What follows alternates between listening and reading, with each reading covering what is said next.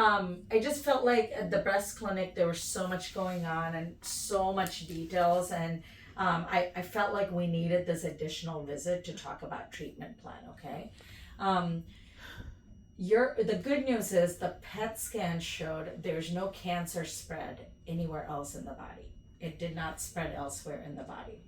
So we're dealing with the known cancer in the right breast that has come up to the skin area and caused that ulceration. Mm-hmm. So that's what, and we talked about this, that's what makes it stage 3. Usually, traditionally, stage 3 means lymph node positivity and all of that, which you don't have. But the fact that it's close to the skin like that makes it stage 3 on the right side. I know the MRI on the left also showed some additional areas of concern, and I think she's getting that biopsy. Is it still necessary since she had the PET scan and it didn't show anything? That's a good question. The PET scan is good for distant disease, but in terms of primary breast cancers, it's still the mammogram and the ultrasound and the MRIs. Like, these are the ones that are better, because this could be a small area that hasn't really it could be something called DCIS, which is stage 0 cancer, and that doesn't necessarily get picked up by the PET. So I wouldn't just purely go by the PET in that one. I would still do the biopsy, to try to figure out what's going on the left side. Okay. Now, let's discuss what our plan is, and then based on that, we may together decide that's not necessary. But if we're still moving forward with surgery for the right side at any point, it's always good to clarify what's going on the left, because if that's also some sort of early cancer, you would want to get both of them done at the same time. Okay. Does that make sense? Yes. Yeah, okay. So let's talk about this one that we know first. The stage 3 in the right breast, regardless of the hormone receptor positivity, we do chemo at stage 3 pre-surgery. But based on our discussions, you do not want chemotherapy. My question to you is that still the case? You still do not want chemo. I can try to do something a little bit moderate, so not as aggressive, but still it's chemo, which could mean hair loss, appetite changes, weight changes, low blood counts, GI symptoms. Possible doesn't mean it will happen. How long would she have to do the chemo treatment? So if I do that, less intensive regimen, I would probably do it for 4 treatments. So it's once every 3 weeks for 4 treatments. That would come out to about 12 weeks. We're looking at 3 months. Is that the only way? Well, that's not the only way, and that's why you're on the pills. Did you go ahead and start the pills already? I did. Okay. I take one a day. Okay. It's not the only way by any means, but I'm just going through what's standard, and then we modify based on that. And standard being chemo is recommended in stage 3 cancers pre-surgery to shrink it and provide with better outcomes, because chemo would have been recommended pre or post surgery at stage 3, but doing it beforehand would help shrink it away from the skin enough that potentially we can get some good margins and not have to deal with skin defects and all of that. I don't know how she described the surgical plan to be, but I think chemo would give us the fastest and more benefit than just doing the pills alone, because that does take time. And so what you're saying is continue the pills. Chemo is your recommendation. Yes. And then after the 3 months, surgery. Correct. Now, if we decide to do chemo, we can hold off on the pills. It's one or the other. Oh, pills or chemo. Chemo. Okay. Pre-surgery. Post-surgery, yes, you will need to be on the pills after chemo is done, regardless.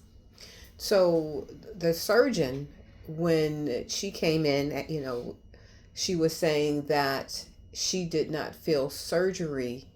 She wasn't sure if surgery was a good option because of the underlying medical condition that my mom has. And that's why we were going through all these additional tests and stuff like that. So you looking at the results of everything else, are you still saying, because you were saying that before, that surgery and everything, so Yes. it sounds like your recommendation hasn't changed even with her No, medical because, history. I mean, what Dr. Warner told me, the surgeon told me, is surgery based on your breathing issues and stuff at this point may be unsafe in the sense that she would want to get medical clearance, like by a cardiologist, a lung doctor, and all of that.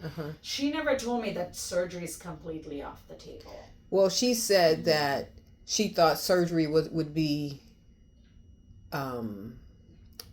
less beneficial because of the risk. And she said if we decided to do surgery, she would need to get clearance from the doctors and everything like that. But, talking to her, she really felt that, until she wasn't going to make the recommendation until we actually did all these tests, one way or the other. She said that typically surgery would be the answer. Yes. But because of the breathing, because of the heart, she was a little hesitant to commit. Right, but she can be hesitant, but it could be your decision as well. Remember, surgery is the only way to cure the cancer. It's the only way to get it out of your body completely.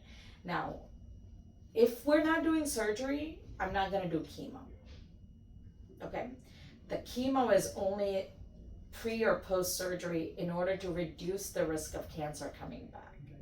So, if you decide between you and Dr. Warner, you do not want surgery, then we would just do the pills alone to control the cancer. But it will not cure the cancer. It will not make it go away completely. Now, if you understand that surgery is the only curative option, and in order to achieve that safely, you go through the cardiology and the lung doctor referrals and get clearance. I mean, if you get clearance from them saying your anesthesia risk is not that high, then surgery is okay to do. You know what I mean? Yes, understood. Right. Okay. So it seems to me like surgery or no surgery needs to be clarified first. Right. Amongst yourself and also with the surgeon. From my understanding, she never said like it's off the table. Yes, there are risks, but if you can get the medical clearance, then it should be okay to proceed. Like no one's gonna clear you unless they think it's okay to proceed. Yeah. Okay, and that's what her notes say. Because let me just and I think talking to my mom, we had conversations. Okay.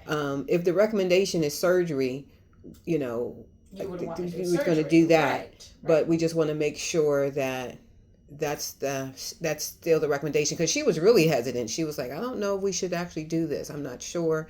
We need to do this test and that test, and we've done most of them. We still got a couple more to do. So, okay, so this is what her notes. I'm reading her note.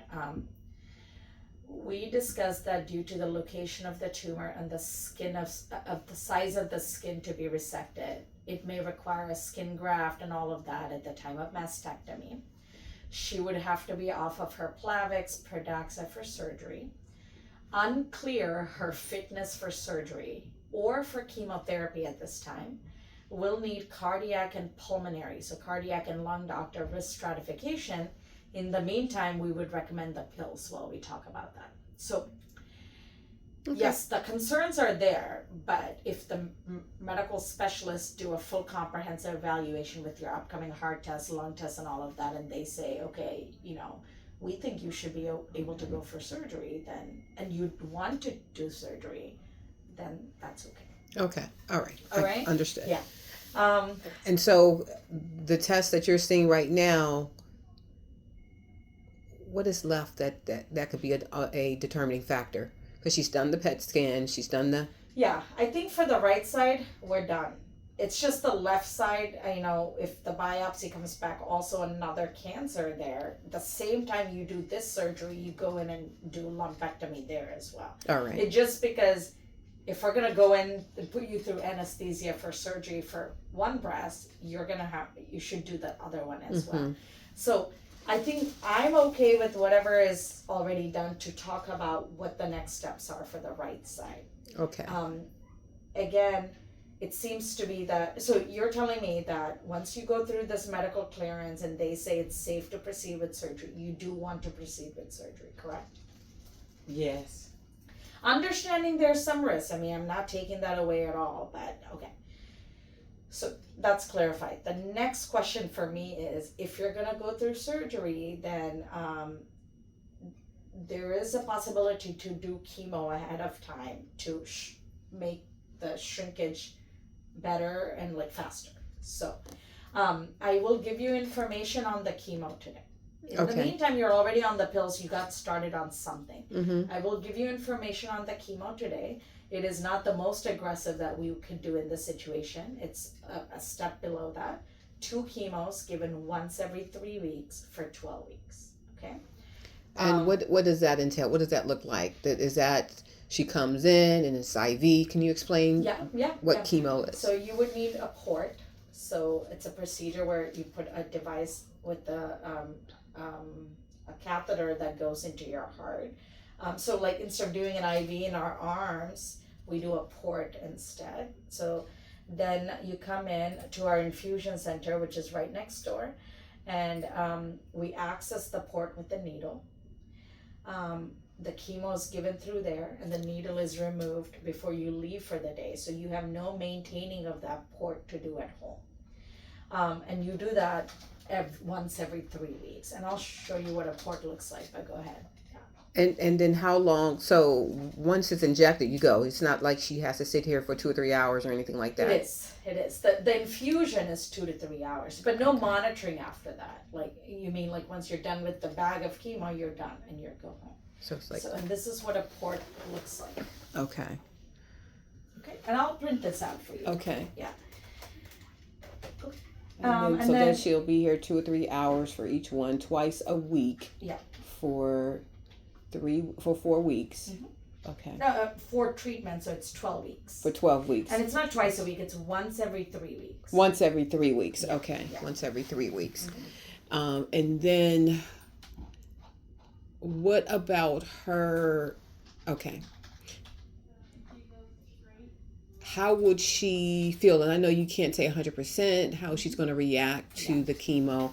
You did say hair loss and stuff like that. Is it nausea? Will she be able to stay by herself? Because we're now thinking about having her procedures once everything's confirmed, chemo, surgery, when everything is confirmed, of doing this. I think I shared with you that I live in Delaware. Yes, you mentioned and that. she's here, and it's just the two of us. We don't have any other family. So, and I've talked to, doctors in Delaware, and I've talked to Social Security about transferring her Medicaid, and they said it was pretty simple. Okay. And then, once she's well, she can come back to Kaiser, during open enrollment. So I guess my question is, that's probably the best course of action, so I can keep an eye and she's close by and stuff like that. What are your thoughts? So that's a good point. During chemo, I don't expect the need for 24/7 care. That's not the goal of chemo. The goal is, yes, you'll have side effects, but they should not debilitate you. But that being said, we're already starting off at this baseline health that's not the most optimized. So it's a personal decision if you want to keep an eye on her for throughout everything. But I will say you will need support, right? Like, let's say you finish chemo and then you feel fine that day, but 2 to 3 days later you're feeling unwell, like tiredness, and you sleep all day, or you're not able to cook a meal or something. Of course you're going to need assistance with that. Which, again, I don't know if you're able to come and go like that. It seems like because of your underlying health, that sounds safer and reasonable, but it's not always a necessity. That's my point, if you know what I mean. I do. Yeah. I do. Yeah. Because I have chemo patients, again, not in your same situation, but going through this particular chemo, they work through chemo. So I don't expect that it completely bed bounds you or anything like that. That should not be the case at all. Okay. So could the cancer be causing these other symptoms that she's having? Her being tired all the time, her not being able to, the shortness of breath. Could the cancer be causing that? I don't know how the cancer could cause the shortness of breath because it hasn't spread to the lungs or anything like that. So I can't make a correlation with that right now. Tiredness, of course. Yeah, I mean, when you have untreated cancer in your body, you don't feel well, so you can get more fatigued, stuff like that. So tiredness, possibly related. Shortness of breath, I don't know how that could be correlated. Okay. Okay. All right. Okay, think about it. This is not a push for chemo. It's just having another conversation because that day I felt like there was just so much information. I don't know how much we were able to actually kind of put across, Exactly. what's standard, how we can modify it for you and all of that. Plus, we all examined you at different time points. So, so anyway. What is the long term after you do this procedure? Get the cancer out after surgery. Mm-hmm. How would my living, capability be? Well, the goal is that you go on to live a This is comfortable after life. surgery. Right, exactly. Yeah. Absolutely. None of this should cause more harm than good. That, that's never the goal, but I mean, I can't sit here and predict one dose of chemo, you have major side effects where you end up in the hospital or get debilitated. This would be ongoing treatment. No, 4 treatments if you choose chemo, it's 4 treatments. Surgery, as you can see, it's a 1-day thing. Radiation, few sessions. I'm sure the radiation doctor told you about that. The pills are daily for at least 5 to 10 years. That comes at the end of it usually, but now we're doing it beforehand to get some sort of disease control while all of this is being taken care of. So the goal is after your initial chemo, the 4 times, then you'll have surgery after that. So, I mean, the chemo, that's 3 months right now, and then, so maybe 6 months from now, surgery. And then I'm having surgery twice? Only once. Okay. Only once. And they take it out. And you may have to do for both, but they're going to do it at the same time if it's necessary. It may not be necessary, but it'll do it at the same time if it's necessary. But then you heal from that, and if God's good, you will be fine to be able to live a healthy life, feeling better. Yeah. And what about the hair? It'll grow back. It'll grow back. You will probably be bald for a little the bit. The hair will grow back after the chemo is done. Mm-hmm. Yes. So now, the surgery chemo, does. I don't know anything about chemo. So that's what she was explaining with the port. They'll put a little Is that painful? Is that gonna be? They will give you anesthesia locally to ensure that you don't feel it during the day, during the time. I mean, is it gonna be some soreness after? Possible, but it's not gonna be. It's painful the entire time you have it in. Yeah. And then you go to the doctors, and the 4 times. You gotta have to be at the doctor's for like 2 hours, and you sit and the chemo, the medicine, the chemo suite, goes in you. Yeah. You go home, you rest. You may or may not feel good the next day, and then after 3 weeks you go again. So you do that 4 times prior to surgery. So if you're asking me what I think, I would say yes, it's the best option. Okay. That's all I wanted you to say. Yep. Okay. I'm looking through your lung doctor notes. I mean, they don't think it's the lungs that are causing this. Is that your understanding as well? Yes, that is my understanding. So then that remains like the cardiology. You have some chronic blood clots, so blood clots from before, and then you're waiting for the procedure for the heart test and stuff. Yeah. Okay. Again, I'm not a surgeon, and I'm sure she talked to you about risks and benefits, but I don't think it was completely off the table if you're willing to take whatever anesthesia risk that there is. Mm-hmm. But I don't think anything can be clarified until you do this echocardiogram to see. Which is It's later always- today. Yeah. Oh, okay, perfect. Good. What I'll tell Dr. Warner is, after our conversation, that you are still interested in surgery if the teams, like, you get the cardiac Mhm. clearance and the lung clearance saying that, these are the risks, these are the benefits outweigh risks, Mm-hmm. and then you can, so that's one question. If you don't do if you don't want surgery, you do not need to do chemo right now. We'll just do the pills as a means to control the cancer for now. At some point it may grow back and stuff like that. It's not a guarantee that it will work for long periods of time. For now we're able to control it. If you do surgery, that your next decision is, am I doing some chemo beforehand or not? If you decide not to do it, also okay. You can continue the pills until the surgery is set up. So you're saying the only reason that you're suggesting or chemo is to shrink it, To shrink it make for surgery. for Correct. surgery. Correct. But don't have to, but it just makes the surgery easier. Easier, yeah. Okay. Yeah, exactly.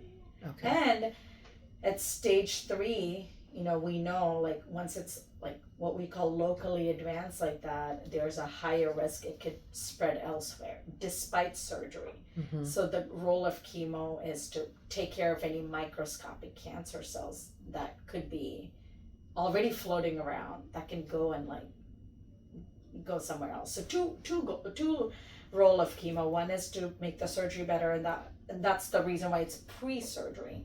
But another reason is you have a locally advanced cancer. We want to reduce the risk of cancer coming back locally and maybe even distantly.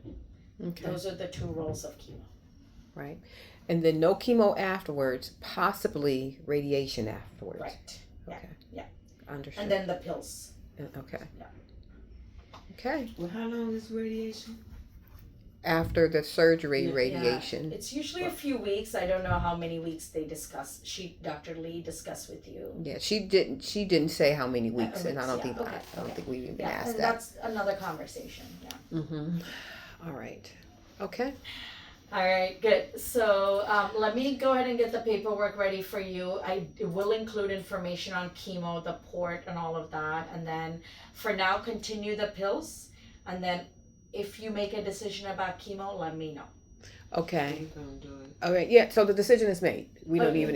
you We're will gonna do do chemo? it. Yeah. Yeah. But my question is, so what do I need to? But we need to do it in Delaware, because I I see. can't take take off. understand. I Okay. can't. So once you make the insurance switch, you're gonna have to find an I don't know how it is in the outside world here, like, primary care, referral to oncology and all of that. Mhm.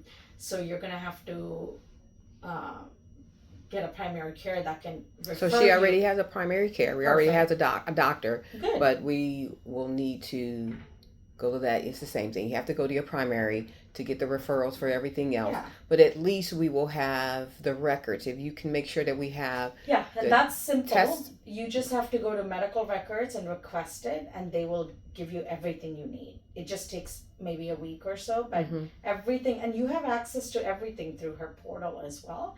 But if you want like official medical records, you just have to request it through the member services, the medical records team. Okay.